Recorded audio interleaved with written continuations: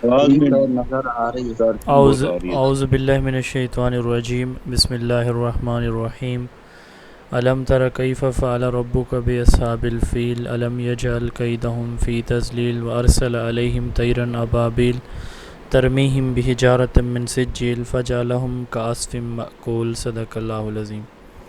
درود پاک پڑھ لیں جی۔ اللہم صلی علی محمد وعلی آل محمد کما صلیت علی ابراہیم وعلی آل ابراہیم انک حمید مجید۔ اللہم بارک علی محمد وعلی آل محمد کما بارکت علی ابراہیم وعلی آل ابراہیم انک حمید مجید۔ نبی صلی اللہ علیہ وآلہ وسلم سے ایک شخص نے پوچھا کہ یا رسول اللہ صلی اللہ علیہ وسلم، اللہ کو سب سے پسندیدہ عمل کون سا ہے؟ آپ صلی اللہ علیہ وسلم نے فرمایا کہ نماز کو اس کے وقت پر ادا کرنا۔ اس شخص نے پھر پوچھا کہ اس کے بعد کون سا ہے؟ رسول اللہ صلی اللہ علیہ وسلم نے فرمایا کہ والدین کے ساتھ حسن سلوک کرنا، یعنی اچھا برتاؤ کرنا۔ اس کے بعد اللہ کو دوسرا بڑا محبوب عمل ہے۔ نماز بھی ہمیں چاہیے کہ وقت پہ ادا کریں، اور والدین زندہ ہیں تو خیال کریں ان کا، فوت ہو گئے ہیں تو ان کے لیے رحمت کی، مغفرت کی دعائیں مانگیں۔ آج ہم جو ٹاپک سٹارٹ کرنے جا رہے ہیں وہ ہے قرآن اور حدیث۔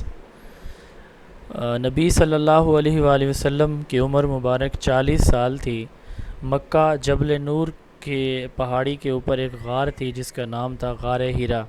نبی صلی اللہ علیہ وسلم تہنس، جو عبادت کرنے کبھی کبھار پہلے شروع میں جایا کرتے تھے، پھر آپ ریگولر وہاں جاتے تھے۔ تو جمعہ کی رات تھی، نبی صلی اللہ علیہ وسلم حسب معمول اللہ کے ذکر و اذکار کے لیے غار ہرا میں موجود تھے۔ 17 رمضان المبارک 7 اگست 610 AD جبرائیل علیہ السلام آئے، اور اچانک تو آپ صلی اللہ علیہ وسلم سے فرمایا کہ پڑھیے۔ نبی صلی اللہ علیہ وسلم نے فرمایا کہ میں پڑھا ہوا نہیں ہوں۔ اس نے 3 بار یہی جملہ کہا، اقرا اقرا۔ نبی صلی اللہ علیہ وسلم نے جواب دیا کہ میں پڑھا ہوا نہیں ہوں، پڑھا ہوا نہیں ہوں۔ اس نے پھر زور سے آپ کو دبوچا، جبریل علیہ السلام نے۔ پھر اس نے یہ 5 آیات جو ہے وہ ریویل کی۔ بسم اللہ الرحمن الرحیم، یہ سورہ اقرا ہے، سورہ العلق ہے، اس کو سورہ اقرا بھی کبھی کبھی کہا جاتا ہے۔ پارہ نمبر 30، سورہ نمبر 96، 96 نمبر سورہ، پارہ نمبر 30، آخری پارہ کی پہلی 5 آیات۔ اقرا بسم ربک الذی خلق، پڑھیے اپنے رب کے نام سے جس نے تخلیق کیا ہے۔ خلق الانسان من علق، انسان کو خون کے لوتھڑے سے بنایا ہے۔ اقرا وربک الاکرم، پڑھیے کہ آپ کا رب بڑا کریم ہے۔ الذی علم بالقلم، جس نے انسان کو قلم کے ذریعے علم سکھایا۔ علم الانسان ما لم یعلم، انسان کو وہ علم عطا کیا جو وہ جانتا نہیں تھا۔ تو یہ 5 آیات نازل ہوئیں آپ صلی اللہ علیہ وسلم پہ۔ اس کے بعد ہم نے وہ جو وحی کا سلسلہ روکا وہ پہلے ڈسکس کر چکے ہیں۔ تو 40 سال کی عمر میں اس طرح وحی کا سلسلہ سٹارٹ ہوا۔ جو اللہ کا پیغام ہے قرآن مجید کی شکل میں جبرائیل علیہ السلام لے کر آئے، اس کو وحی کہتے ہیں۔ The method of revelation of the Holy Quran is known as وحی۔ وحی کا لفظی مطلب ہوتا ہے خفیہ معلومات، خفیہ کمیونیکیشن، سیکرٹ کمیونیکیشن۔ کب؟ 17 رمضان بروز جمعہ 7 اگست 610 AD رات کے وقت نبی صلی اللہ علیہ وسلم پہ غار ہرا کے اندر جبل نور جو مکہ میں تھا پہلی وحی نازل ہوئی۔ سورہ علق کی 5 آیات نازل ہوئیں۔ آخری پارہ سورہ نمبر 96 کی یہ 5 آیات جبرائیل علیہ السلام لے کر آئے، جس کا پہلا ورڈ تھا اقرا، ریڈ، پڑھیے۔ تو غار ہرا 20 فٹ اس کی لمبائی ہے، 6 فٹ اس کی چوڑائی ہے، 7 فٹ اس کی اونچائی ہے۔ پہلی جو وحی ہے رات کے وقت نازل ہوئی، پہلی وحی کا پہلا لفظ اقرا تھا۔ نبی صلی اللہ علیہ وسلم کی عمر مبارک 40 سال تھی، ٹھیک ہے۔ تو پہلی آیت جو نازل ہوئی اقرا بسم ربک الذی خلق، تو شروع سے ہی اللہ تعالیٰ نے انسانیت سے سٹارٹ کیا۔ تو قرآن کا جو موضوع ہے وہ انسانیت ہے۔ تو پوری کتاب جو ہے یہ انسانیت کے موضوع پہ، ہیومینٹی، ٹھیک ہے، انسانیت اس کا موضوع ہے۔ پہلی وحی جیسے ہی نازل ہوئی تو رسول اللہ صلی اللہ علیہ وسلم سر گھبرائے آواز ہوئے. نہیں آ رہی ہے، کٹنگ آ رہی ہے. باقی لوگوں کو بھی یہ ایشو آ رہا ہے؟ نہیں آواز نہیں سر ٹھیک ہے. جی ہمیں تو صحیح آ رہی سر، صحیح آ رہی ہے. کلیئر ہے سر. اچھا اوکے ٹھیک ہے. چلیں آپ سر دیکھ لیں اپنے نیٹ ورک. نبی صلی اللہ علیہ وسلم پہ جیسے وحی نازل ہوئی آپ گھر تشریف لائے، ٹھیک ہے، اپنی زوجہ محترمہ سیدہ خدیجۃ الکبریٰ ام المومنین ان کے پاس تشریف لائے. آپ نے ان سے فرمایا زم لونی مجھے ڈھانپ دیجئے، مجھے کور کیجئے، یعنی میرے اوپر کچھ ڈال دیجئے. کپ کپاہٹ سی تاری تھی. تو سیدہ خدیجہ سلام اللہ علیہا نے نبی صلی اللہ علیہ وسلم کو لیا اپنے ساتھ، اور اپنے کزن جو ہے ورقہ بن نوفل جو کہ تورات کے بہت بڑے عالم تھے ان کے پاس لے گئیں. ورقہ بن نوفل نے آپ صلی اللہ علیہ وسلم کو نبی ہونے کی خوشخبری دی. فرمایا کہ یہ وہی فرشتہ ہے جو موسیٰ علیہ السلام کے پاس بھی اللہ کا پیغام لے کے آتا تھا. کاش کہ میں وہ اس وقت تک زندہ رہوں جب آپ کے لوگ آپ کو یہاں سے نکالیں گے. تو قرآن جو ہے نا اللہ تعالیٰ پہ یہ جو آگے تفاسیر کے اندر آتا ہے کہ قرآن دو حالتوں میں نازل ہوا. جیسے سورہ قدر کے اندر اللہ فرماتے ہیں اِنَّا أَنزَلْنَاهُ فِي لَيْلَةِ الْقَدْرِ، کہ ہم نے اس کو شب قدر یا لیلۃ القدر کے اندر نازل فرمایا. تو اس کی تفاسیر میں ہے کہ جی یہ قرآن پورے کا پورا ایک ہی رات میں. آواز آ رہی ہے. جی آواز کا ایشو ہے باقی لوگوں کو؟ نو سر کلیئر ہے. آج سر صحیح آ رہی ہے اچھا آواز تو ٹھیک یہ صحیح آ رہی ہے آواز. لیلۃ القدر کی رات جو ہے وہ پورا قرآن ایک وقت میں نازل ہوا، یہ تفاسیر کے اندر ہے. دوسرا یہ ہے کہ قرآن مجید 23 سال یعنی 22 سال 5 مہینے 14 دن 22 سال 5 مہینے 14 دن تقریباً 23 سال کے عرصے میں گریجولی آہستہ آہستہ وقت کے ساتھ ساتھ مختلف اوقات میں مختلف مواقع پہ مختلف صورتحال کے اندر نازل ہوتا رہا. تو یہ دو ڈیفرنٹ فارم میں قرآن مجید نازل ہوا. ٹھیک ہے، قرآن کی جو قرآن کا نزول ہے اِنَّا أَنزَلْنَاهُ فِي لَيْلَةِ الْقَدْرِ کہ ہم نے اسے لیلۃ القدر کے اندر نازل کیا. یہ سورہ القدر کے اندر ہے جو کہ 30ویں پارے کی صورت ہے جس کے اندر لیلۃ القدر کی جو ہے وہ فضیلت بتائی جاتی ہے. وَمَا أَدْرَاكَ مَا لَيْلَةُ الْقَدْرِ لَيْلَةُ الْقَدْرِ خَيْرٌ مِّنْ أَلْفِ شَهْرٍ تنزل الملائکۃ والروح فیہا بإذن ربہم من کل امر سلام ہی حتی مطلع الفجر. تو یہ سورہ نازل یعنی اس سورہ کے اندر پھر قرآن مجید کے نزول کی بات کی گئی ہے. اب قرآن مجید جو ہے نا اس کی کمپائلیشن کی تدوین کی بات ہم کریں گے اس اگلے ٹاپک میں. آج اس لیکچر سے پہلے نا میں نے ایک مختلف اسکالرز کو بھی سنا اسی ٹاپک کے اوپر نا کہ قرآن کی تدوین کیسے کی گئی. حضرت ابوبکر صدیق رضی اللہ عنہ کے دور میں قرآن اکٹھا ہوا، تو پھر حضرت عثمان کے دور میں تو قرآن مجید چونکہ کتاب کی شکل میں تو نہیں تھا، تو پھر یہ ترتیب کیسے بنائی گئی؟ کیونکہ قرآن کی جو موجودہ ترتیب ہے یہ ترتیب نزولی نہیں ہے، یعنی جس ترتیب سے قرآن نازل ہوتا رہا اس ترتیب سے کتاب کے اندر موجود نہیں ہے. یہ ترتیب توثیقی ہے. ٹھیک ہے، یعنی تدوینی ترتیب ہے، وہ بتاتا ہوں میں ابھی آپ کو. تو حضرت جبرائیل علیہ السلام نے 22 سال 5 مہینے 14 دن یعنی تقریباً 23 سال میں تقریباً کو 2200 مرتبہ جو ہے وہ آپ صلی اللہ علیہ وسلم کے اوپر وحی کی شکل میں وہ آپ کے پاس تشریف لاتے رہے. اب جبرائیل علیہ السلام نے سب سے پہلی بات تو یہ ہے کہ نبی صلی اللہ علیہ وسلم کے سینے کے اندر اس کو محفوظ کیا. جبرائیل علیہ السلام کی زبان سے نکلا، نبی علیہ السلام کے دل کے اندر اللہ نے سیو کیا اس کو. اور یہ جو موجودہ ترتیب ہے یہ وہی ترتیب ہے جو جبرائیل علیہ السلام نے حضرت مصطفیٰ صلی اللہ علیہ وسلم کو سکھائی تھی. تو ہر رمضان کے اندر جب قرآن نازل ہوا، جب رمضان روزے فرض ہوئے، تو ہر رمضان کے اندر جبرائیل علیہ السلام آتے اور نبی صلی اللہ علیہ وسلم کو اس وقت تک جتنا قرآن نازل ہو چکا تھا وہ سارے کا سارا ریوائز کرواتے. یہ سلسلہ چلتا رہا، اور آخری جو نبی صلی اللہ علیہ وسلم کا رمضان ہے اس کے اندر جبرائیل علیہ السلام نے 2 دفعہ ریویژن اس کی کروائی. تو سب سے پہلا اس کی سٹیج کے 3 سٹیجز ہیں قرآن مجید کی موجودہ جو شکل ہے. ایک تو جبرائیل علیہ السلام نے اس کی ساری ترتیب رسول اللہ صلی اللہ علیہ وسلم کو خود سکھائی. نمبر 2 یمامہ کی جنگ کے اندر بہت سارے حفاظ، تقریباً 70 کے قریب حفاظ صحابہ کرام شہید ہو گئے۔ اب نبی صلی اللہ علیہ وسلم کے اپنے دور میں مکمل کتاب کی شکل میں قرآن لکھا ہوا نہیں تھا کسی کے پاس بھی، صحابہ اہل بیت کسی کے پاس کچھ بھی نہیں تھا، ٹکڑوں کی شکل میں کچھ آیتوں کی شکل میں لکھا ہوا تھا، لیکن مکمل کوئی سورہ یا مکمل کوئی قرآن مجید کتاب کی شکل میں بالکل موجود نہیں تھا۔ یمامہ کی جنگ ہوئی، حفاظ شہید ہوئے، حضرت عمر بن خطاب رضی اللہ عنہ آئے اپنے خلیفہ وقت سیدنا ابی بکر صدیق رضی اللہ عنہ کے پاس کہ اے خلیفہ وقت حفاظ شہید ہو رہے ہیں، قرآن مجید اللہ کی کتاب، اللہ کا حکم جو ہے نا وہ جن کے سینوں میں محفوظ ہے وہ تو جا رہے ہیں، اگر سارے صحابہ شہید ہو گئے جو حفاظ ہیں تو باقی جو قرآن مجید ہے وہ تو ضائع نہ ہو جائے، خدشہ ہے۔ ابو بکر صدیق نے انکار کر دیا کہ میں یہ کام نہیں کروں گا، یہ کام تو رسول اللہ صلی اللہ علیہ وسلم نے اپنی زندگی میں نہیں کیا، میں کیسے کر لوں۔ بہرحال پھر بار بار سیدنا عمر فاروق رضی اللہ عنہ اصرار کرتے رہے کہ یہ کام کر لیجئے کر لیجئے کر لیجئے، ایٹ دا اینڈ حضرت ابو بکر صدیق رضی اللہ عنہ راضی ہو گئے۔ زید بن ثابت رضی اللہ عنہ کو بلایا گیا کہ آپ آئیں، اور یہ انہوں نے کہا میں تو یہ کام نہیں کرتا، رسول اللہ صلی اللہ علیہ وسلم کے زمانے میں اگر یہ کام نہیں ہوا تو میں اب کیسے کر سکتا ہوں۔ تو پھر ان کو سمجھایا گیا کہ دیکھیں حفاظ شہید ہو رہے ہیں، تو جن حفاظ کے سینوں کے اندر قرآن محفوظ ہے تو اس کو لکھ لیا جائے۔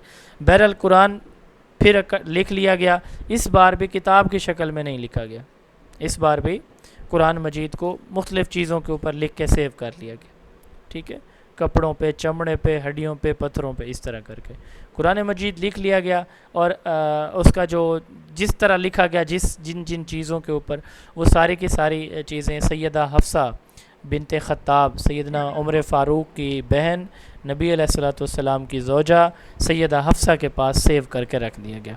ابو بکر صدیق رضی اللہ عنہ کا دور ختم ہوا، عمر فاروق رضی اللہ عنہ کا دور ختم ہوا، عثمان بن عفان رضی اللہ عنہ کا دور آ گیا۔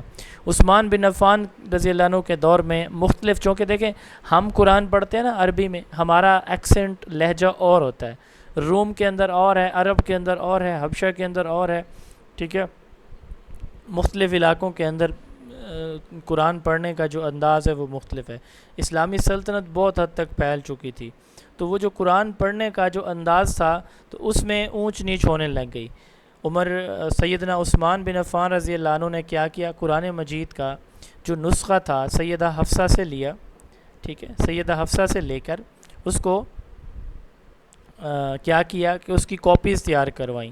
اس کی کاپیز تیار کرنے والے کون لوگ تھے؟ 4، زید بن ثابت جنہوں نے خود یہ نسخہ لکھا تھا پہلے، ٹھیک ہے، پھر عبداللہ بن زبیر رضی اللہ عنہ، سعید بن العاص رضی اللہ عنہ، عبد الرحمن بن حارث رضی اللہ عنہ، یہ 4 صحابہ نے مل کے ان کی کاپیز تیار کی۔ روایت میں 4 ہیں، اس سے زیادہ بھی شاید کی ہوں گی، تو صوبوں کے اندر ایک ایک کاپی بھیج دی گئی، اس وجہ سے کہ حضرت عثمان بن عفان نے ان کو ایک پراپر بک کی شکل دی، اور ان بکس کو پھر آگے پروونسز کے اندر گورنرز کو ڈسٹریبیوٹ کر دیا کہ یہ فائنل ہے، اسی کو فالو کیا جائے۔ تو اس لیے عثمان بن عفان رضی اللہ عنہ کو جامع القرآن، کلیکٹر آف دا قرآن بھی کہا جاتا ہے۔ جامع القرآن حضرت عثمان بن عفان کو، تیسرے خلیفہ کو کہا جاتا ہے۔ اب جو قرآن کی ترتیب ہے یہ 2 طرح سے ہے، نزولی ترتیب، جس طرح قرآن نازل ہوتا رہا، نبی صلی اللہ علیہ وسلم نماز جب پڑھاتے تو جو قرآن نازل ہو چکا تھا، صاف ظاہر نماز تو پہلے آ گئی تھی 10 نبوی کو، قرآن تو 10 سال بعد میں بھی اترتا رہا، تو جیسے قرآن مجید آتا نبی صلی اللہ علیہ وسلم جتنا آ چکا ہوتا وہ تلاوت فرماتے۔ بعض اوقات یوں بھی ہوتا کہ آپ جو 3 آیات نازل ہوئیں آپ نے تلاوت کی، پھر جب وہی سورہ تلاوت کی تو اس میں 2 مزید آیتیں اس سورہ کی آ گئی، آپ جیسے سورہ بقرہ دیکھیں، قرآن کی سب سے بڑی سورہ، ایک ساتھ تو نازل نہیں ہوئی نا، تو اگلی آیتیں پھر آپ صلی اللہ علیہ وسلم ایڈ کرتے تھے تو صحابہ کو پتہ چل جاتا۔ تو یہ تھی ترتیب نزولی۔ اس ترتیب میں سب سے جو پہلی سورہ نازل ہوئی ابھی ہم نے دیکھا ہے وہ کون سی تھی جی؟ شاباش، اقرا، سورہ علق۔ جی، اور جو آخری سورہ ہے وہ سورہ النصر تھی، بسم اللہ الرحمن الرحیم، اذا جاء نصر اللہ والفتح، آخری پارے کی 10 صورتوں میں یہ موجود۔ تو یہ سورہ نصر اینڈ پہ نازل ہوئی، ٹھیک ہے، پہلی الگ آخری سورہ نصر، ترتیب نزولی۔ آرڈر آف ریویلیشن یا کرونولوجیکل ٹائم. کرونولوجیکل سیکوینسنگ یا آرڈر کس کو کہتے ہیں؟ وقت کے لحاظ سے، جو سب سے پہلی پھر دوسری تیسری اس ترتیب سے. اچھا دوسری ہے ترتیب تدوینی، اس کو توثیقی ترتیب یا تدوینی ترتیب کہا جاتا ہے، کہ قرآن مجید کو پاروں کی شکل میں اور سورہ کی شکل میں ترتیب دینا. ٹھیک ہے، یہ جو ترتیب دی گئی یہ صاف ظاہر ہے کہ یہ ترتیب رسول اللہ صلی اللہ علیہ وسلم کو کس نے سکھائی تھی؟ جبرائیل علیہ السلام نے. یہ میں نے آپ کو بتا دیا. تو یہ اسی ارینجمنٹ کے ساتھ صحابہ کے دلوں کے اندر قرآن محفوظ تھا. سورہ الفاتحہ یہ قرآن کی الحمدللہ رب العالمین پہلی سورہ، اور سورہ ناس قل اعوذ برب الناس یہ آخری سورہ ہے. ٹھیک ہے، تو جو قرآن کی موجودہ شیپ ہے بک شکل، یہ ترتیب نزولی نہیں، ترتیب تدوینی کی شکل میں ہمارے پاس قرآن مجید موجود ہے. اب کچھ بیسک فیکٹس ہیں. قرآن مجید کے ٹوٹل 13 سپارے ہیں، 13 پارے ہیں. پارہ کہتے ہیں جز کو، 13 جزیں، 13 پارے، پارٹس. قرآن مجید کے ٹوٹل 114 صورتیں ہیں. ٹوٹل 114 صورتیں ہیں قرآن مجید کی. 7 منزلیں ہیں. ٹھیک ہے، پہلی منزل میں 4 سورے ہیں، فاتحہ سے سورہ نساء، دوسری میں 5 ہیں، مائدہ سے توبہ، تیسری میں سوال یہی آتا ہے کہ کتنی منزلیں. 7 صورتیں ہیں یونس سے النحل، چوتھی میں 9 صورتیں ہیں الاسراء سے الفرقان، پانچویں میں 11 صورتیں ہیں الشعراء سے یاسین، چھٹی میں 13 صورتیں ہیں الصافات سے الحجرات، ساتویں میں 65 صورتیں ہیں سورۃ کاف سے لے کر سورۃ الناس تک. یہ آپ کو ترتیب اگر یاد نہ بھی ہو تو بس اتنا یاد رکھ لیں، قرآن مجید میں 7 منازل یا سیکشنز ہیں. رکوع قرآن مجید کے اندر 558 ہے. قرآن مجید کا جو نیم ہے وہ نیم آف قرآن مینشن، قرآن کا لفظ جو ہے وہ قرآن کے اندر 55 مرتبہ آیا ہے. تو یہ 55 صفاتی نام آئے ہیں. اگر ذاتی نام قرآن مجید بھی ہم شامل کر لیں تو قرآن جو ورڈ قرآن ہے اس کو بھی شامل اگر ہم کریں، جو کہ اٹ سیلف 66 ٹائمز ریپیٹ ہوا ہے، تو پھر ہم کہہ سکتے ہیں کہ قرآن مجید میں ٹوٹل اس کے 56 نام ہیں. ٹھیک ہے، قرآن نبی صلی اللہ علیہ وسلم کا سب سے بڑا معجزہ تھا. قرآن کا مطلب ہے پڑھا جانا، ٹو ریڈ، ٹو ریسائٹ. سب سے زیادہ پڑھی جانے والی کتاب یہ قرآن ہے. تو 6236 ایکچوئل نمبر آف ورسز ہیں، لیکن پاپولر ہیں کہ جی 6666 آیات ہیں، لیکن جو ایکچوئل ہیں وہ 6236 آیات ہیں. ٹھیک ہے، لیکن مشہور یہی ہے ہر جگہ پہ کہ جی 6666 ہیں. ٹوٹل 14 سجدے ہیں. جن صورتوں کے اندر سجدے ہیں وہ یہاں پہ اگر کوئی دیکھنا چاہے تو دیکھ سکتا ہے.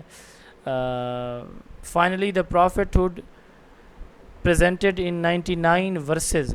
99 آیات ایسی ہیں جس میں نبی صلی اللہ علیہ وسلم کی پروفیٹ ہوڈ کو ڈسکس کیا گیا. قرآن کے اندر 99 ٹائمز رسول اللہ صلی اللہ علیہ وسلم کو ذکر کیا گیا ہے، اور آپ صلی اللہ علیہ وسلم کے جو صفاتی نام ہیں وہ بھی 99 ہیں. لفظ اللہ قرآن مجید کے اندر 2692 مرتبہ آیا ہے. لفظ محمد صلی اللہ علیہ وآلہ وسلم قرآن مجید میں 4 مرتبہ آیا ہے. یہاں پہ ایک اگین اختلاف ہے. ایم سی کیوز بک سب کے اندر 26 لکھا ہوا ہے، لیکن ایکچوئل میں یہاں پہ بھی 25 پروفٹس ہیں. شمون علیہ السلام کے بارے میں علماء کا اختلاف ہے کہ وہ پتہ نہیں کچھ کا خضر علیہ السلام کے بارے میں بھی ہے. تو اسی طرح اختلافات ہیں کچھ ناموں پہ. تو بہرحال جو ایکسیپٹیبل ہیں وہ 25 ہیں، لیکن بکس کے اندر 26 لکھا ہوا ہے زیادہ تر بکس کے اندر کہ 26 انبیاء کا ذکر ہے. ٹھیک ہے، فرقان جو قرآن مجید کا دوسرا نام الفرقان ہے یہ 7 مرتبہ ہے. یوم الفرقان کس دن کو کہا جاتا ہے؟ غزوہ بدر. یس، غزوہ بدر کو. اسلام جو ہے وہ 10 مرتبہ قرآن کے اندر آئے. حضرت عثمان کو جامع القرآن کہا جاتا ہے. کیوں وہ میں نے بتا دیا. کل ورڈ جو کل ہے، کاف لام کل، یہ 296 مرتبہ آیا ہے. کہہ دیجئے جس کا مطلب ہوتا ہے. ابراہیم علیہ السلام کا ذکر 69 مرتبہ آیا ہے. الیاس علیہ السلام کا ذکر 2 مرتبہ آیا ہے. قرآن مجید کے اندر 4 مساجد کا ذکر ہے. کتنی مساجد کا جی؟ 4 مساجد. مسجد الحرام خانہ کعبہ، مسجد الاقصی بیت المقدس یروشلم کے اندر جو ہے، مسجد الحرام مکہ میں ہے. مسجد قباء اسلام کی پہلی مسجد مدینہ میں جو جا کے بنائی گئی تھی. مسجد الزرار جو مدینہ کے منافقین نے بنائی تھی، جس کو رسول اللہ صلی اللہ علیہ وسلم نے تبوک کے بعد منہدم کیا تھا۔ تو 4 مساجد ہیں جن کا قرآن کے اندر ذکر کیا گیا ہے۔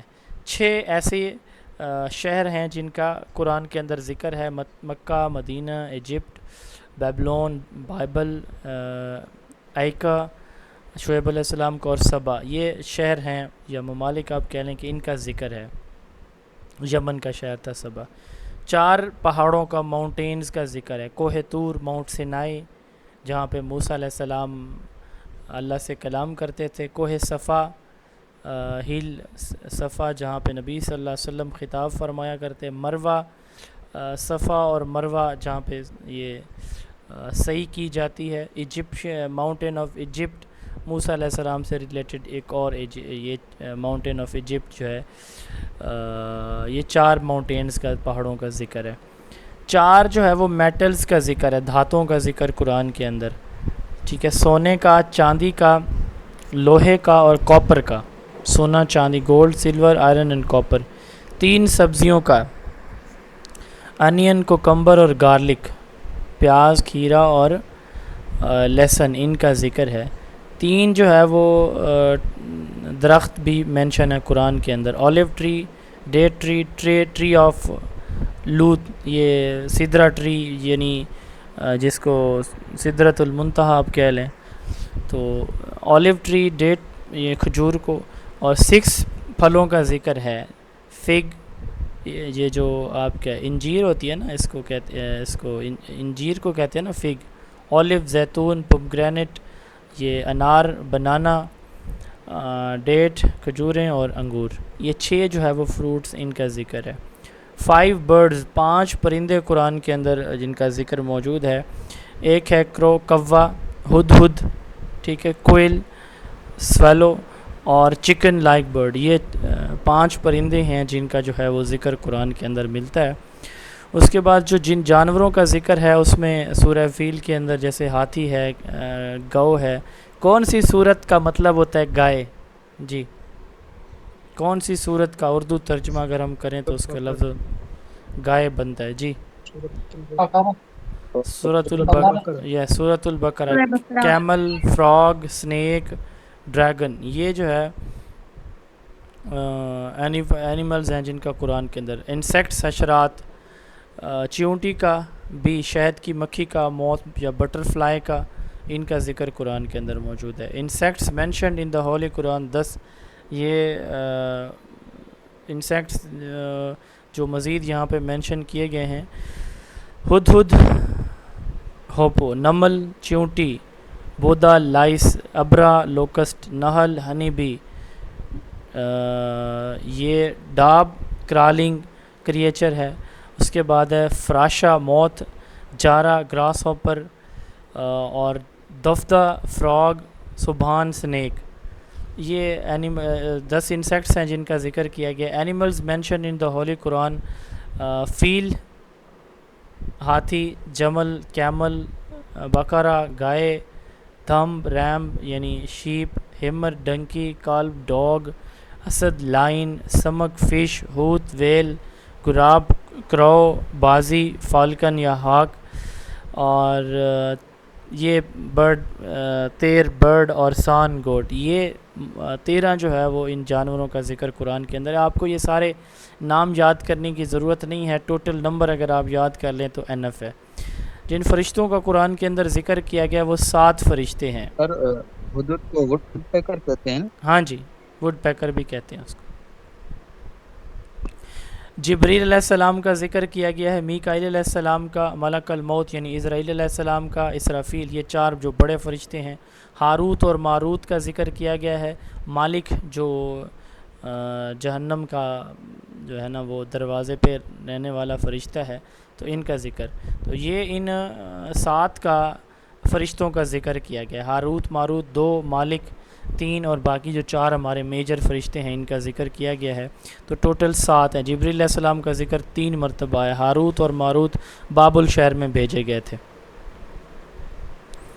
اس کے بعد جی مزید جو ہے وہ کمپائلیشن پہ حضرت علی رضی اللہ تعالیٰ عنہ نے ابو الاسود الدولی کو قرآن کے اندر جو اعراب ہے نا، جیسے یہ قرآن ایسے لکھا ہوا تھا پہلے اس حالت میں، الحمدللہ رب العالمین. جیسے یہ دیکھیں نا، اب جو عرب لوگ ہیں نا، ان کو اس طرح پڑھنے میں کوئی مسئلہ نہیں. اگر آپ اب بھی جائیں تو شاید عربک کلچر کے اندر بغیر اعراب والا قرآن بھی ان کا ہوگا، لیکن ہمارے ہاں اعراب والا قرآن ہوتا ہے. کیونکہ ہم نان عرب ہیں، ہمیں نہیں سمجھ آتی ترجمے کی نا. تو اعراب جو ہے حضرت علی رضی اللہ عنہ کے دور میں سب سے پہلے قرآن مجید کے اوپر لگائے گئے. آپ نے یہ ذمہ داری ابو الاسود الدولی کو دی تھی. یہ پہلا شخص تھا جس نے قرآن کے اوپر ڈاٹس لگائے تھے. پنکچویشن سے مراد وقفہ کرنا ہے، کہاں پہ وقفہ تھوڑا کرنا ہے، کہاں پہ زیادہ کرنا ہے، کہاں پہ نہیں رکنا، کہیں پہ بالکل رک جانا ہے. حجاج بن یوسف نے اس کی پنکچویشن کروائی تھی. وقوف جو اس نے لگوائے تھے نا پنکچویشن، یہ حجاج بن یوسف نے کرائی تھی. ٹھیک ہے، جیسے یہاں پہ یہ دیکھیں ان اللہ غفور الرحیم، یہ میم ہے. میم کا مطلب ہے کہ یہاں پہ رکنا لازمی ہے. تو اس طرح وقوف لگائے گئے. حضرت عبداللہ بن مسعود رضی اللہ عنہ نے پورے کا پورا قرآن نبی صلی اللہ علیہ وسلم کو اپنی ڈیتھ سے پہلے سنایا تھا، پورے کا پورا قرآن. تو یہ وہ پہلے شخص تھے جنہوں نے مکہ میں بلند آواز میں قرآن مجید پڑھا تھا، عبداللہ بن مسعود رضی اللہ عنہ. صورتوں کی کلاسیفیکیشن قرآن مجید کی، تو قرآن مجید کی ٹوٹل 114 صورتیں ہیں. 114 میں سے 86 جو ہے وہ مکی ہیں، مکہ کے اندر نازل ہوئیں، اور جو مدنی ہیں مدینہ شریف میں وہ 28 نازل ہوئیں. ٹھیک ہے، مکی صورتیں شارٹ تھیں، مدنی صورتیں تھوڑی سی لینتھی تھی. مدنی سورہ کنسسٹ آف 1/3 آف دا قرآن کا جو 1/3 ہے، یعنی تیسرا حصہ. قرآن کے 3 حصے کریں تو یہ جو ہے وہ کیا بنتی ہیں، مدنی صورتیں بنتی ہیں. لانگر صورتیں تھیں، لمبی صورتیں ساری مکہ میں مدینہ میں مکی صورتیں شارٹ تھیں، 2/3 ہیں قرآن مجید کا، شارٹر تھیں. لانگیسٹ سورہ البقرہ ہے جس کی 286 آیات ہیں، اور سب سے شارٹیسٹ سورہ قرآن مجید کی سورہ الکوثر ہے، اس کی جو ہے وہ 3 آیات ہیں. سورہ توبہ قرآن کی وہ صورت ہے جس میں جو بسم اللہ سے شروع نہیں ہوتی. ٹھیک ہے، اور سورہ نمل قرآن کی وہ صورت ہے جس کے اندر بسم اللہ 2 مرتبہ آتا ہے، ایک شروع میں اور ایک آیت نمبر 30 پہ جا کے. سجدہ مکی صورتوں کے اندر زیادہ ہے. ٹھیک ہے، اور سورہ دیٹ سٹارٹ ود کل، 5 صورتیں ایسی ہیں جو کل سے سٹارٹ ہوتی ہیں. ایک تو وہ جو ہمیں پتہ ہے 4 صورتیں جو ہے وہ سورہ اخلاص، سورہ کافرون، سورہ فلق، سورہ ناس، یہ تو ہمیں پتہ ہے. ایک سورہ جن ہے جو اس سے شروع ہوتی ہے، سورہ نمبر 72 کل سے شروع ہوتی ہے. 5 صورتیں ہیں جو کہ کل سے شروع ہوتی ہیں قرآن مجید کی. اچھا، اس کے بعد صورتوں کے نیم، 6 صورتیں ایسی ہیں جو پیغمبروں کے نام پہ ہیں، پروفٹ نیم. یونس علیہ السلام پہ سورہ نمبر 10، سورہ ہود علیہ السلام پہ، اور سورہ یوسف 12ویں سورہ ابراہیم، سورہ محمد اور سورہ نوح. 6 انبیاء کے نام پہ یہ صورتیں ہیں. سورہ نیمڈ آفٹر اینیملز، 4 صورتیں ایسی ہیں جو جانوروں کے نام پہ ہیں. البقرہ گائے، النحل جانوروں یا انسیکٹس آپ کہہ سکتے ہیں، تو النحل بی، النمل آنٹ، العنکبوت اسپائڈر. یہ کئی دفعہ پوچھا جا چکا ہے، نحل، نمل اور عنکبوت بقرہ کا مطلب یہ بھی آ چکا ہے کہ کتنی صورتیں انبیاء کے نام پہ ہیں. دا ہولی قرآن انکلوڈ سورہ that are named after prayers, 2 صورتیں ایسی ہیں جو کہ نمازوں کے نام پہ بھی ہیں، العصر اور الفجر. ایک صورت جو ہے وہ فرائض سے بھی متعلق ہے، حج سے، سورہ الحج. ٹھیک ہے، جو بیسک 5 پلرز آف اسلام ہے ان میں سے ہے. اس کے بعد یہ صورتوں کی کچھ خصوصیات ہیں. سورہ الفاتحہ کو قرآن مجید کا پری فیز یا دباچہ، باب القرآن اور ام الکتاب کہا جاتا ہے. 3 اس کے مختلف نام ہیں، دباچہ، باب القرآن، ام الکتاب. سورہ فاتحہ جو کمپائلیشن وائز یعنی تدوینی ترتیب میں فرسٹ سورہ ہے، اس کی 7 آیتیں ہیں. ٹھیک ہے، the part of the Quran that must, اچھا وہ سورہ جو قرآن میں ہر دفعہ ہر رکعت میں پڑھی جاتی ہے سورہ الفاتحہ ہے. یہ مکہ میں بھی نازل ہوئی، مدینہ میں بھی نازل ہوئی، دونوں 2 مرتبہ یہ نازل ہوئی. سورہ البقرہ جو ہے سب سے بڑی صورت ہے. ٹھیک ہے، اس میں نماز کا حکم اسی صورت کے اندر آیا ہے. فتنہ از ورس دین کلنگ، یہ بھی اسی صورت کے اندر آیا ہے. تو Allah gives the example of mosquito, مچھروں کی مثال اللہ نے دی ہے، وہ بھی اسی صورت کے اندر دی ہے. تو کسی کو زبردستی اسلام قبول نہیں کرایا جائے گا. یہ بھی آیت نمبر 256 ہے قرآن مجید کی دوسری سورہ البقرہ کے اندر ہے. آیت الکرسی سب سے بڑی جو آیت ہے قرآن مجید کی آیت الکرسی تو موسٹ سپیریئر ورس، مقدس آیت ہے اور سب سے بڑی آیت ہے، یہ بھی البقرہ کے اندر ہے۔ اس کے بعد اگلی سورہ ہے سورہ آل عمران۔ سورہ آل عمران جو ہے یہ کس سے ریلیٹڈ ہے ویسے، اگر آل عمران کا سوال آ جائے؟ جی، عمران کن کے والد تھے؟ میں نے یہ بتایا ہوا ہے اس لیے پوچھ رہا ہوں۔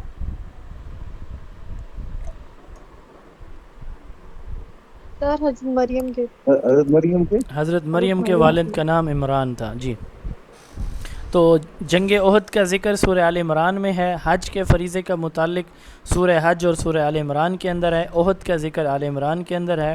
سورہ آل عمران میں جھوٹوں پہ اللہ تعالیٰ نے لعنت کی ہے، لعنت اللہ علی الکاذبین، تو اس کا ذکر بھی سورہ آل عمران کے اندر ہے۔ اور اسی طرح کہ ایمان والو اپنے گروہ کے سوا کسی کو رازدار نہ بناؤ، وہ تمہاری تباہی میں کوئی کمی نہیں کریں گے۔ جب مومن غیر مومنوں کو رازدار بنائیں گے تو اس سے متعلق یہ آیت ہے کہ اپنے ہی لوگوں کو رازدار بنایا جائے، تو یہ بھی اسی کے اندر ہے۔ وَيَأْمُرُونَ بِالْمَعْرُوفِ وَيَنْهَوْنَ عَنِ الْمُنْكَرِ، کہ جو ہے نا وہ نیکی کا، بھلائی کا حکم کرو، بری باتوں سے روکو، ٹھیک ہے، مل کے۔ تو یہ کس صورت کے اندر ہے؟ یہ بھی سورہ آل عمران کے اندر ہے۔ تو کرسچنز کو مباہلہ کے لیے انوائٹ کیا گیا کہ آؤ تم بھی اپنے بچوں کو، بیویوں کو لے کر آؤ، جھوٹوں پہ پھر اللہ کی لعنت ہوگی، آئیں، آپ بھی آئیں، ہم بھی آئیں گے۔ تو یہ ان کے ساتھ مباہلہ کرنے کے لیے کون سی صورت میں حکم دیا گیا؟ سورہ آل عمران کے اندر۔ اللہ کی رسی کو مضبوطی سے پکڑ لو اور تفرقہ میں نہ پڑو، وَاعْتَصِمُوا بِحَبْلِ اللَّهِ جَمِيعًا وَلَا تَفَرَّقُوا، یہ بھی سورہ آل عمران کے اندر ہے۔ تو یہ بڑی فیمس، چونکہ ساری کی ساری ورسز ہیں تو اس لیے یہ پوچھی جا سکتی ہیں۔ اس کے بعد سورہ الاسراء۔ سورہ الاسراء کو سورہ بنی اسرائیل بھی کہا جاتا ہے۔ مسجد الحرم اور مسجد الاقصیٰ بنی اسرائیل کے اندر، سورہ بنی اسرائیل یا سورہ الاسراء کے اندر دونوں مسجدیں مینشن ہیں، مسجد حرم اور مسجد اقصیٰ، ٹھیک ہے۔ یہ معراج کا جو انسیڈنٹ ہے، جو واقعہ ہے، سارے کا سارا جو ہے وہ سورہ الانبیاء یا سورہ الاسراء کے اندر موجود ہے، ٹھیک ہے۔ تو سورہ نجم میں بھی اس کا ذکر کیا گیا ہے۔ تو واقعہ معراج پارہ نمبر 15 سورہ بنی اسرائیل کے اندر ہے۔ اس کے بعد جی سورہ المائدہ۔ سورہ المائدہ میں مذہب کی، ریلیجن کی کمپلیشن کی بات کی ہے، تکمیل اسلام کی۔ انفال کے اندر مال غنیمت کی بات کی گئی ہے۔ سورہ الحجر کے اندر اِنَّا نَحْنُ نَزَّلْنَا الذِّكْرَ وَإِنَّا لَهُ لَحَافِظُونَ، ہم نے اس کو، قرآن کو نازل کیا، ہم اس کے محافظ ہیں، یہ سورہ الحجر کے اندر ہے۔ سورہ کہف کے اندر جو ہے نا وہ ذوالقرنین بادشاہ کا ذکر ہے اور اصحاب کہف اور ان کے کتے کا ذکر ہے۔ سورہ الاحزاب، اس سورہ الاحزاب کے اندر نبی صلی اللہ علیہ وسلم پہ درود پاک پڑھنے کا ذکر ہے۔ ان اللہ و ملائکتہ یصلون علی النبی یا ایھا الذین آمنوا صلوا علیہ وسلموا تسلیما، درود پاک پڑھ لیں جی ایک دفعہ، اللہم صلی علی محمد وعلی آل محمد وبارک وسلم وصلوا علیہ۔ سورہ احزاب کے اندر نبی صلی اللہ علیہ وسلم کو خاتم النبیین کا لقب دیا گیا، یعنی مہر نبوت لگا دی گئی۔ ما کان محمد ابا احد من رجالکم ولکن رسول اللہ و خاتم النبیین، نبی صلی اللہ علیہ وسلم تمہارے مردوں میں سے کسی کے باپ نہیں، چونکہ آپ کے جو تینوں بیٹے تھے وہ وفات پا چکے تھے۔ ولیکن رسول اللہ، اور اللہ کے رسول ہیں، و خاتم النبیین، اور نبوت کی مہر ہیں، نبوت ختم ہو چکی۔ سورہ یونس کے اندر آیت نمبر 87 کے اندر یہ جو وظیفہ ہے لا الہ الا انت سبحانک انی کنت من الظالمین، یہ سورہ یونس کے اندر ہے، یونس علیہ السلام کی دعا بھی ہے۔ سورہ یاسین کو قرآن ہارٹ آف قرآن، قرآن کا دل کہا جاتا ہے۔ سورہ الرحمن کو زینت القرآن یا عروس القرآن یا قرآن کی دلہن کہا جاتا ہے۔ سورہ صف میں نبی صلی اللہ علیہ وسلم کا نام احمد آیا ہے۔ سورہ الجن کے اندر جو ہے نا وہ یہ کل سے شروع ہوتی ہے جیسے باقی 4 صورتیں ہیں۔ سورہ مزمل کا ایک رکوع مکہ میں نازل ہوا تھا، دوسرا مدینہ میں، ٹھیک ہے۔ اسلام کی دعوت کا جو پیغام ہے وہ سورہ مزمل کے اندر ہوا۔ انہیریٹنس لا، ٹھیک ہے، وراثتی قوانین 3 ہجری کو آئے۔ اگر ان دا پریزنس آف چلڈرن، اگر کوئی جو زوجہ ہے جس کے شوہر وفات پا چکے ہیں، وہ بیوہ ہوئی ہے، تو وہ 8واں حصہ لے گی اپنے خاوند کی پراپرٹی کا. تو یہ تیسری ہجری میں لا آیا. اور اگر کوئی اولاد میں سے کوئی اپنے والد کو مارے گی تو اس کو وراثت میں حصہ نہیں ملے گا اس بیٹے کو. ٹھیک ہے. تو شراب کی پابندی 4 ہجری میں لگائی گئی، سورہ المائدہ کے اندر اس کا حکم آیا. اور حجاب، خواتین کے لیے پردے کا حکم 4 ہجری کو آیا. اور جو یتیم ہیں ان کے ان سے ریلیٹڈ قوانین یہ بھی 5 ہجری کو آئے. سورہ نور میں دونوں مردوں اور عورتوں کو اپنی نظریں نیچی رکھنے اور اپنی شرمگاہوں کی حفاظت کرنے کے حکم صادر ہوئے. ٹھیک ہے. اور زنا سے متعلق جو احکام ہیں یہ بھی 5 ہجری کے اندر آئے. ٹھیک ہے جی. وضو کے احکام بھی 5 ہجری کے اندر آئے مدینہ کے اندر. ٹھیک ہے. اور چور کی سزا ہاتھ کاٹنا، یہ حکم 8 ہجری کو آیا. اب یہ زنا 2 طرح کا ہوتا ہے، ایک شادی شدہ مرد یا عورت کے لیے، اور ایک ہے غیر شادی شدہ مرد اور عورت کے لیے. اگر کوئی غیر شادی شدہ مرد اور عورت بغیر نکاح کے یعنی زنا کے مرتکب ہوں گے تو ان کے لیے سزا ہے کہ 100 کوڑے مارے جائیں، اس کو بھی. اور اگر کوئی شادی شدہ مرد اور شادی شدہ عورت زنا کرے تو یہ اللہ تعالیٰ کا بڑا ناپسندیدہ عمل ہے زنا. تو اس کے لیے حد زنا یہ ہے کہ اس کو اس وقت تک پتھر مارے جائیں جب تک وہ مر نہ جائے. یہ ہم دیکھتے ہیں نا کہ ادھر وہاں پہ افغانستان یا اس سائڈ پہ، تو یہ اللہ کا قانون ہے. تو اگر یہ قانون یہاں پہ بھی اگر اس کا نفاذ ہو جائے پھر یہ جو سلسلے چل رہے ہیں ہمارے تو یہ ختم ہو جائیں. تو یہ حد زنا اس کو کہا جاتا ہے. 100 کوڑے لیشز ان میرڈ کے لیے، میرڈ کے لیے اس کو پتھروں سے مارا جائے، اس کو رجم کہا جاتا ہے. اور حد قذف کہتے ہیں کہ کسی نے جھوٹا الزام اگر لگا دیا کہ یہ زانی عورت ہے، یہ زانی مرد ہے، زانیہ ہے اور یہ زانی مرد ہے، تو اگر وہ لگا دیتا ہے جھوٹا الزام تو جھوٹا الزام لگانے والے کو 80 کوڑے مارے جائیں گے. یہ حد قذف ہے. اللہ کے خوبصورت نام 99 ہیں، نبی صلی اللہ علیہ وسلم کے بھی 99 نام ہیں. میرج کے، نکاح کے جو اصول و ضوابط ہیں سورہ النساء کے اندر آئے ہیں. مہر، حق مہر جو ہے یہ عورت کو عزت اور احترام کے لیے علامت کے طور پر یہ کوئی چیز دی جاتی ہے. ٹھیک ہے. اگر کوئی عورت کسی بھی خاتون کے نکاح کے وقت جو اس کا مہر ہے، حق مہر ہے، یہ فائنل نہیں کیا جاتا تو اس خاتون کی برادری کے اندر جتنا حق مہر دیا جاتا ہے اتنا اس کو دیا جائے گا. اس کو کہتے ہیں مہر مثل، یعنی جتنا اس خاتون کی برادری میں دیا جاتا ہے اتنا اس کو دیا جائے گا. تو اسلامی قانون کے اندر ایک تو ہے نا کہ جی طلاق دے دینا مرد کا حق ہے، خلا لے لینا عورت کا حق ہے. خلا آپ قاضی سے لیتے ہیں، عدالت سے لیتے ہیں. اگر کسی کو اس کے شوہر نے اس کی زندگی برباد کی ہوئی ہے تو وہ یہ نہ انتظار کرے کہ میرا خاوند ہی مجھے طلاق دے گا تو میری جان چھوٹ سکتی ہے، تو اس کے پاس یہ آپشن ہوتا ہے کہ وہ عدالت میں رجوع کرے. تو قاضی الوقت جو ہے وہ اس کو شریعت نے اجازت دی ہے.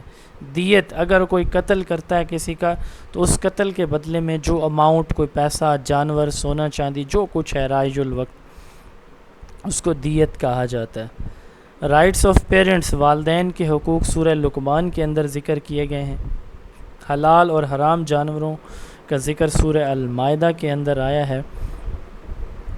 اور جنگ کے اندر پیٹھ نہ پھیریں سوائے جنگی حکمت عملی کے، تو اس کا ذکر سورہ الانفال کے اندر آیا. مومنین کو کہا گیا کہ جنگ میں پیٹھ نہ پھیریں.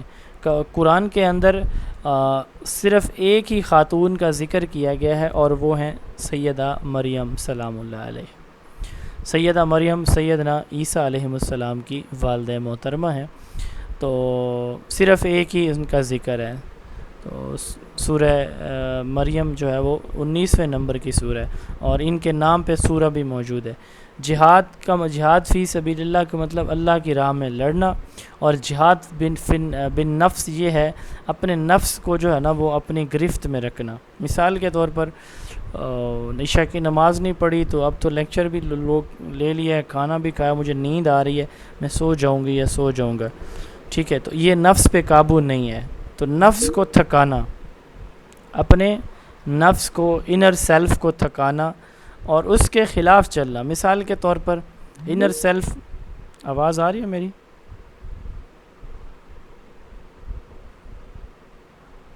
جی آواز میری آ رہی ہے؟ یس سر آ رہی ہے آواز، اچھا، آ رہی ہے انر آواز سیلف سر. کی بات میں کر رہا تھا کہ انر سیلف کیا ہے؟ نفس. ٹھیک ہے، نفس یہ ہوتا ہے کہ ہمارے اندر کہیں بیٹھا ہمارے اندر ایک انسان، تو وہ ہمیں بعض اوقات، مثال کے طور پر آذان ہو رہی ہے تو جی وہ جو ڈرامہ میں چلا ہوا ہے تو یہ میں بس تھوڑا سا رہتا ہے اس کو میں دیکھ لوں، تو یہ نفس ہے. نماز کا وقت ہو گیا نہیں پڑھی، یہ نفس پہ کوئی کنٹرول نہیں ہے. ٹھیک ہے، بد نظری کیے جا رہا ہے اور اس کا دل بھی اس کو نہیں وہ روکتا ٹوکتا، تو اس پر نفس کے اوپر کوئی کنٹرول نہیں. اور جو یہ ساری چیزیں کر رہا ہوتا ہے نا، تو اس کو کہتے ہیں کہ اس کا جہاد فی النفس وہ کر رہا ہے. ابلیس عزازیل اس کا نام تھا، یہ ایک جن تھا، آگ سے بنایا گیا تھا، جیسے سارے جنات آگ سے بنائے گئے ہیں. یہ بڑا عبادت گزار تھا، تو اس کو بہت سٹیٹس ملا، فرشتوں کے محفلوں تک، آسمانوں تک جانے کی شیطان کو اجازت دے دی گئی. اس نے آدم علیہ السلام کو سجدہ نہیں کیا تو اللہ تعالیٰ نے اس کو دھتکارا کہ نکل جاؤ یہاں سے. اس نے پھر اجازت طلب کی، روز محشر تک کی، قیامت کی صبح تک کی اس کو اجازت مل گئی. قرآن میں اس کو ابلیس اور شیاطین کے نام سے جو ہے وہ اس کا ذکر موجود ہے. ابلیس کا اصل نام عزازیل تھا. کچھ ٹرمز ہیں جن کا مطلب کیا ہے قرآن مجید کے اندر. آیت کا مطلب ہوتا ہے نشانی. آسمان سے جو اسٹار گرتا ہے سر، یہ سٹار تو گرنے کبھی کی سائنس اس کو جیسے ریجیکٹ کرتی ہے، لیکن شیطان، اس کے ہے کہ اس کے پیچھے فرشتے واقعی لگائے جاتے ہیں، آگ لے کے وہ اس کے پیچھے لگتے ہیں، کیونکہ یہ اور اس کے جو باقی چیلے ہیں یہ اوپر جانے کی چھپ کے کوشش کرتے ہیں، تو ان کو نہیں جانے دیا جائے گا. صاف ذرا یہ کائنات اللہ کی ہے، کوئی اس کا مقابلہ کر بھی نہیں سکتا. ایک پتا ذرہ اللہ کی اجازت کے بغیر جو ہے نا وہ ہل نہیں سکتا، تو شیطان کی کیا اوقات ہے. تو آیت کا مطلب نشانی. اخلاص، سورہ اخلاص جو ہے اس کا مطلب ہوتا ہے پیورٹی آف فیتھ، ایمان کی آواز پاکیزگی. نہیں آ رہی. تورات کا مطلب ہے روشنی. جی آواز کا ایشو ہے، اب آ رہی ہے؟ اب آ رہی ہے؟ سر آواز نہیں آ رہی.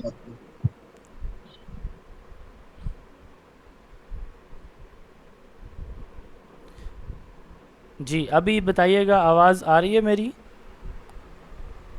ابھی آ رہی ہے سر. اوکے چلیں. ہاں، اوکے جی. زبور جی کا سر، آ مطلب، زبور کا مطلب ہوتا ہے ریٹن اسکرپچر، کوئی تحریری شکل میں کوئی کتاب، صحیفہ، زبور. انجیل کا مطلب ہوتا ہے اچھی خبر، خوشخبری. ٹھیک ہے. ذکر کا مطلب ہوتا ہے یاد دہانی. کشف کا مطلب کیا ہوتا ہے؟ روحانی بصیرت، اندر سے کسی چیز کو بھانپنا، دیکھ لینا، ویژن اینڈ انسائٹ. اور رویا، خواب دیکھنا، رویا کو کہتے ہیں عربک میں. خاتم کا مطلب ہوتا ہے مہر لگانا، بند کرنا، کلوز کرنا کسی چیز کو. پارا ٹکڑے کو، جز یا ٹکڑے کو کہا جاتا ہے. الماوا رہنے کی جگہ، جنت الماوا جیسے ہے. سورہ طارق، طارق کا مطلب رات کا ستارہ. اس کے بعد المنفوش، دھنی ہوئی، روئی کے جیسی. اور الفراش، بکھرے ہوئے پروانے. اور اس کے بعد ہے نارن حامیہ، دکھتی ہوئی آگ. التکاثر، مال کا زیادہ ہونا، مال کی کثرت. اور جہیم دوزخ کا نام ہے. اور خسر نقصان کو کہتے ہیں. اور حطمہ یہ بھڑکائی ہوئی آگ، اللہ کی بھڑکائی ہوئی آگ. امیجن کریں اگر ہم جو ہے نا وہ اپنی زندگی کو، کہ اللہ تعالیٰ نے جو ہمیں امانت کے طور پر اس دنیا میں بھیجا ہے، کتنا ہم اس کی تیاری کریں. جو بھی امتحان آتے ہیں ہم کتنا بھاگ بھاگ کے پڑھتے ہیں، میں بھی، آپ بھی، باقی سب بھی مسلمان. تو جو اللہ تعالیٰ نے پیپر بتایا ہوا ہے اس کی کتنی تیاری ہے ہماری، اس پہ بھی ہمیں سوچنا چاہیے. اس کے لیے ایٹ لیسٹ یہ ہے کہ 5 وقت کی نماز پڑھیں. خواتین گھروں میں، مرد جو ہے وہ نوجوان سارے ہیں یہاں پہ، تو مسجد کے اندر پڑھیں. آپ پڑھیں گے، آپ کے بچے پڑھیں گے. میرے والد سے پچھلے سال جولائی کے اندر اس دنیا سے ریلت فرما کے گئے. بڑے خواب تھے. میں ایک بہت ہی لو کلاس فیملی سے تھا. میرے والد صاحب نے بڑے مشکل سے ہمیں پڑھایا تھا. اب آ رہی ہوگی سر. تو میرے والد سے بڑی مشکل سے ہمیں پڑھایا تھا. اب آ کے اللہ تعالیٰ نے ہمیں اسٹیبل کیا تھا کافی حد تک. تو بڑے خواب تھے کہ والدین کو کچھ جو انہوں نے تکالیف دیکھی ہیں تو چلے ان کو اللہ تعالیٰ کی طرف سے جو اب نعمتیں عطا کی گئیں, کچھ آسائشیں ہوں گی, وہ چلے گئے. اب والدہ محترمہ ہیں, اللہ ان کی لمبی زندگی کرے, والد محترم چلے گئے تو بڑی خواہشات جو ہیں وہ ادھوری کی ادھوری رہ گئیں.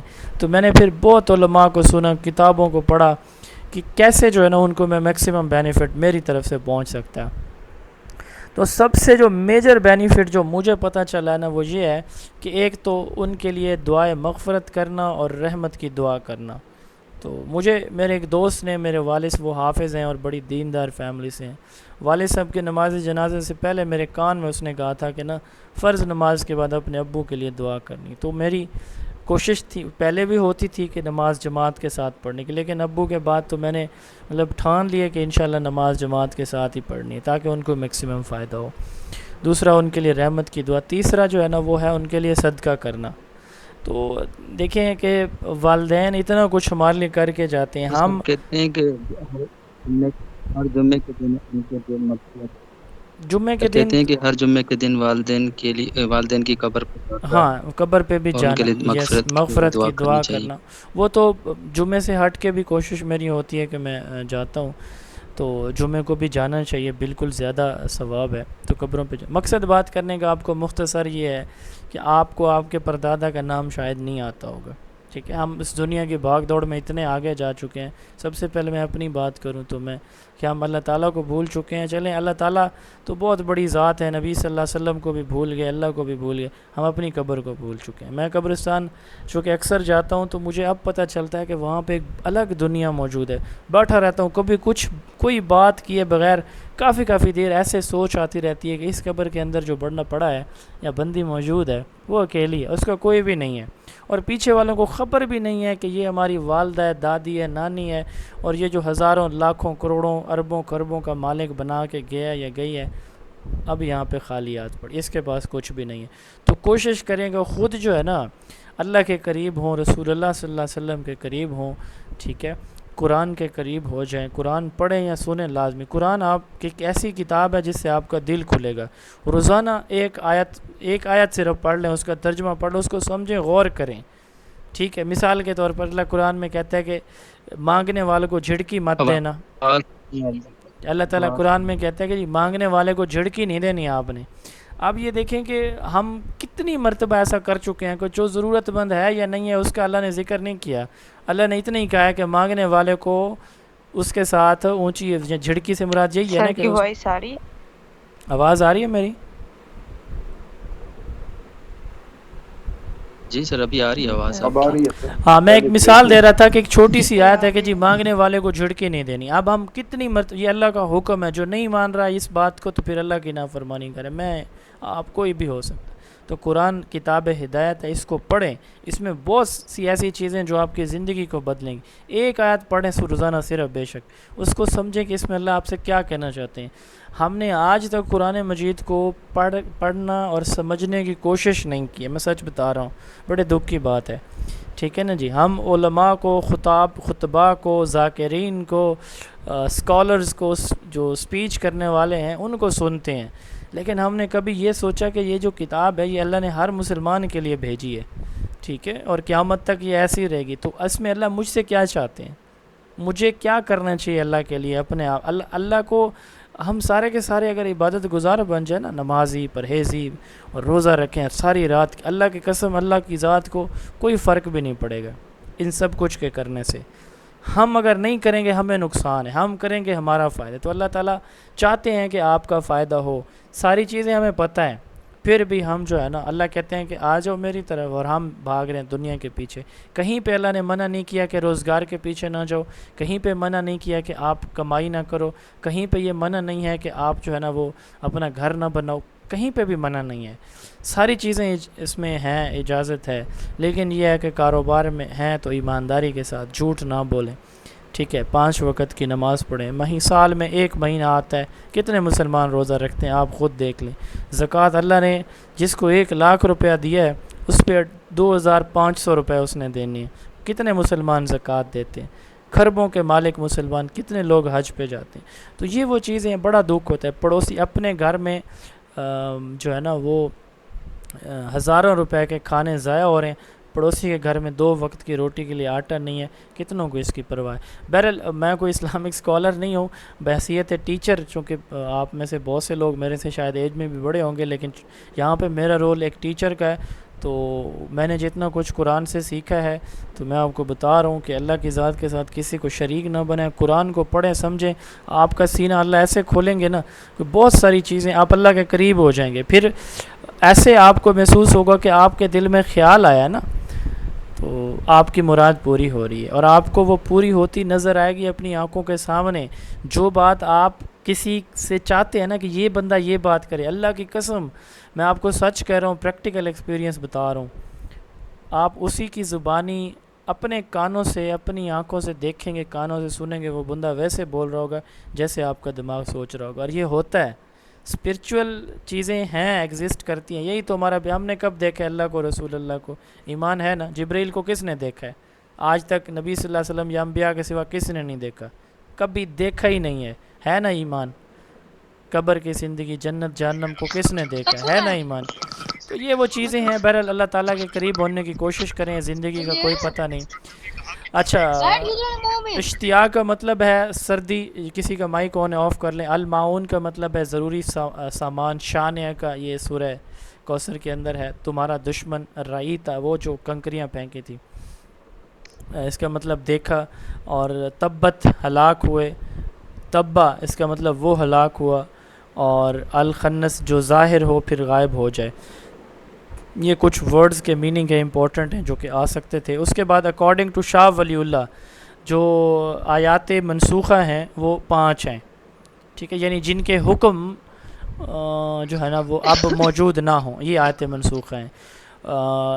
موسیٰ علیہ السلام کے صحیفے کا ذکر قرآن میں 2 مرتبہ آیا. 15 اگست 1947 کو جب پاکستان بنا تو ریڈیو پاکستان, 14 اگست کو بنا, 15 اگست کو ریڈیو پاکستان پہ سورہ الفتح تلاوت کی گئی. جبریل علیہ السلام 22,000 مرتبہ جو ہے نا وہ نبی صلی اللہ علیہ وسلم کے پاس تشریف لائے تھے مختلف اوقات میں.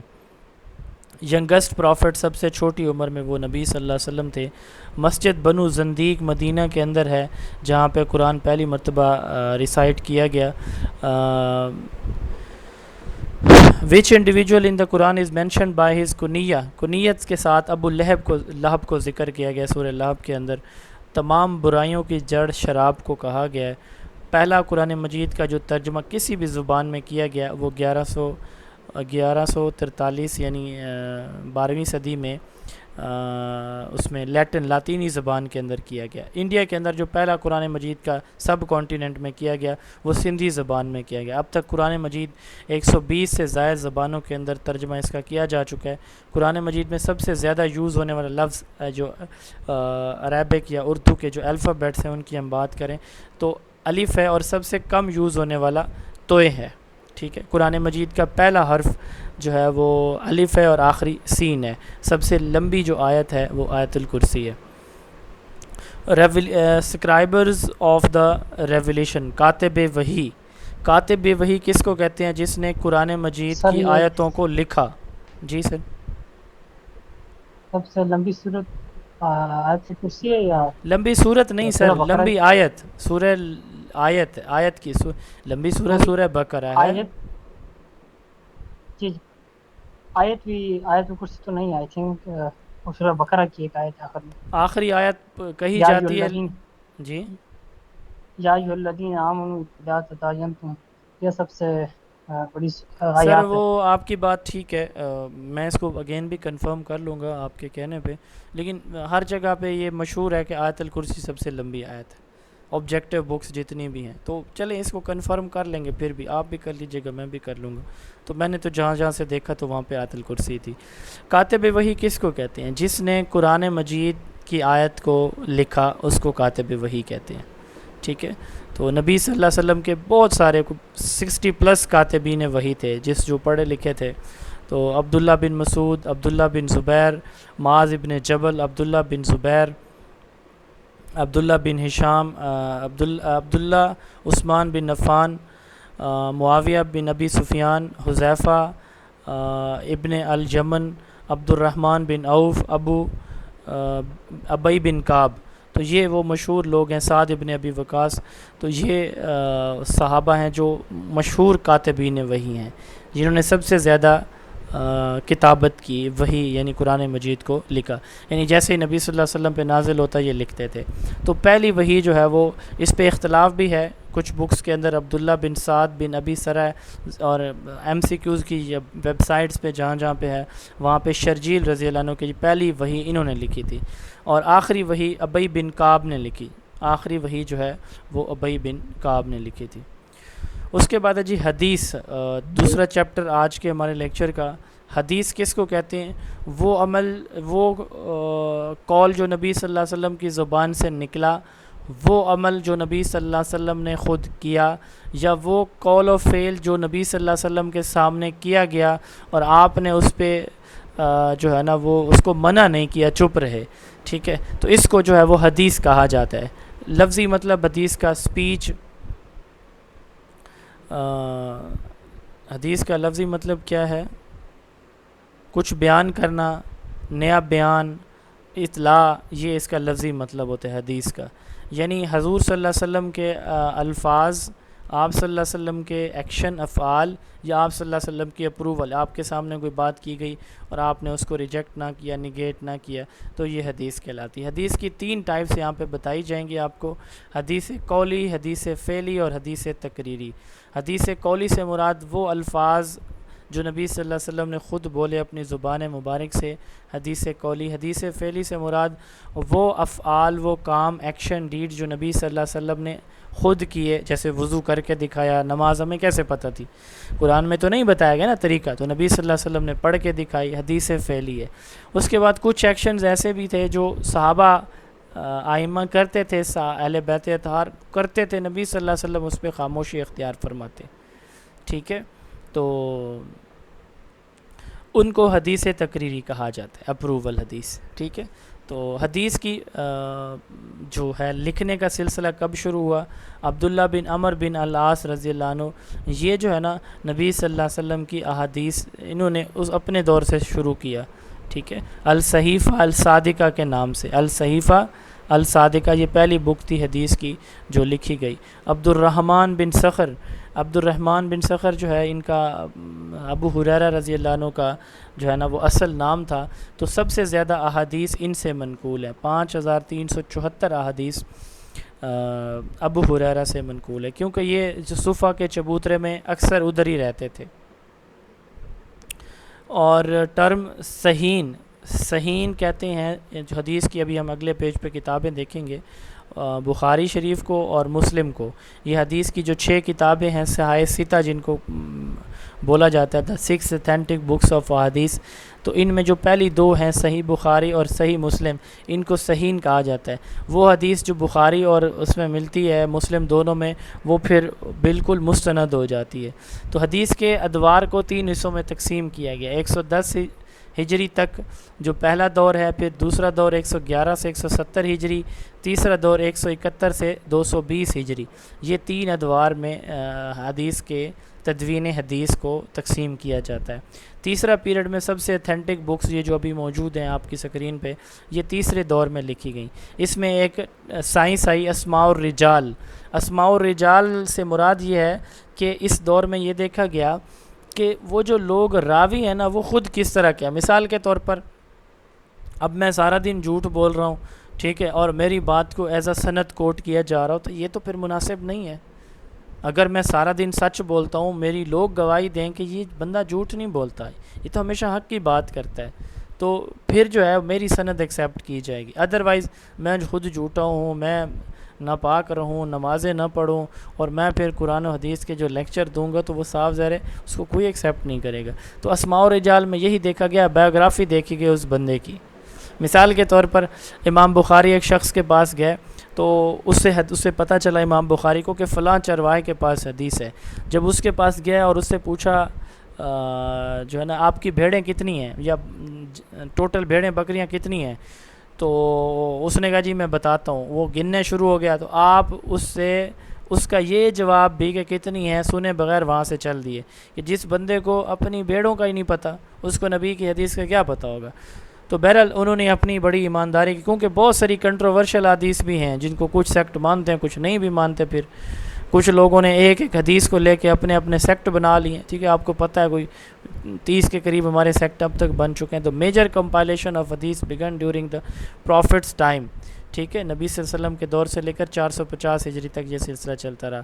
صحیح بخاری امام محمد بن اسماعیل البخاری نے لکھی، صحیح مسلم امام مسلم بن الحجاج نے لکھی، سنن نبی داؤد امام ابو داؤد السیستانی نے لکھی، جامع الترمذی محمد بن اسماعیل الترمذی نے لکھی، سنن النسائی امام احمد بن شعیب النسائی نے لکھی، اور سنن ابن ماجہ امام ابو عبداللہ محمد بن یزید ابن ماجہ نے لکھی۔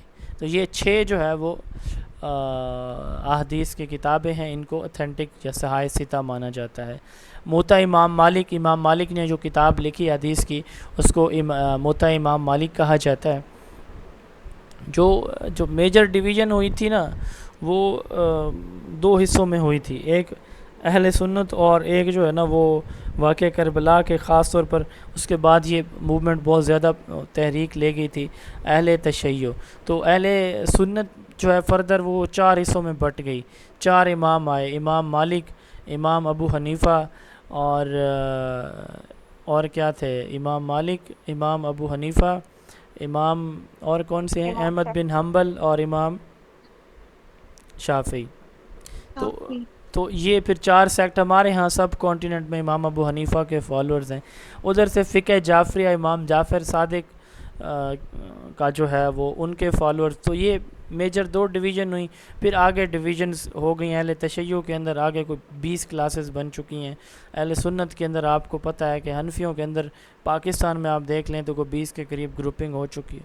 تو بہرحال یہ جو تھے نا 4 بڑے اہل سنت کے، انہوں نے آگے جو تشریح کی تھی جو حدیث کی کتاب ہیں ان کی، تو موطا امام مالک، یہ امام مالک ان 4 میں سے ایک ہیں، ان کی کتاب ہے موطا امام مالک، ٹھیک ہے، ان کی لکھی ہے۔ اس میں پہلے 10,000 احادیث تھیں، پھر 1720 کی گئیں کم کر کے۔ کتاب الآثار امام ابو حنیفہ کی کتاب ہے۔ الجامع یہ امام سفیان کی کتاب ہے، الجامع ود الصحیح یہ امام بخاری کی کتاب ہے۔ سنن ابی داؤد صحیح ستہ کی، یعنی ان 6 کتابوں میں سے ایک ایسی کتاب ہے جو فقہ پہ ہے۔ فقہ کہتے ہیں مسائل کو، مثال کے طور پر وراثت کے کیا مسائل ہیں، مثال کے طور پر جو ہے وہ شادی کے کیا مسائل ہیں، اس طرح طلاق کے کیا مسائل ہیں، غسل وضو کے کیا مسائل ہیں، تو ان پہ۔ تو سنن نبی داؤد جس کے گھر میں ہے اس کو کسی سے مسئلہ پوچھنے کی ضرورت نہیں ہے۔ متفق علیہ ایسی حدیث جو صحیح کے اندر ہے، یعنی صحیح بخاری اور صحیح مسلم میں ہے، اس کو متفق علیہ، یعنی دونوں امام جس جو ہے اس پہ متفق ہوئے۔ یہ تھا جی قرآن و حدیث کا چیپٹر۔ اسلامک اسٹڈی کا آپ کا جو چیپٹر ہے